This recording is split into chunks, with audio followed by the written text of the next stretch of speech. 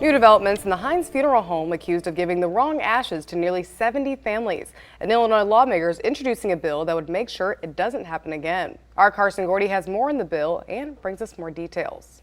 Sangamon County Coroner Jim Allman says that he's been in contact with 70 different families who were given the wrong set of ashes by Heinz Funeral Home, and cases spread throughout central Illinois and even the country.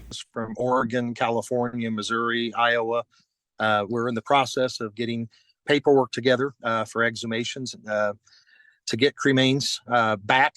Many sets of ashes came with a tag that was linked to someone who passed away, but many families did not have the ability to make sure that that number traced back to a loved one. Some sets of ashes were missing any sort of identification. A lot of families have found that out when they've been asked if they got any paperwork or anything at all other than the cremains from this funeral home. Their answer was no. Illinois State Senator Doris Turner has introduced the Integrity in Death Care Act.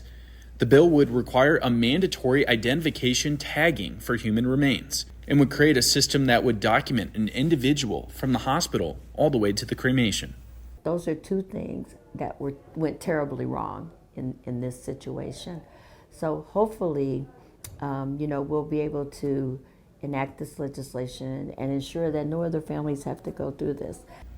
Turner says she expects this legislation to be discussed more in the spring legislative session, and she plans to speak with other senators to gain support. This proposed legislation is common sense legislation. I think 99% of the people in this industry are doing this anyway. Something had to be done. There needed to be some legislation that was put in place that holds somebody accountable if stuff like this happens.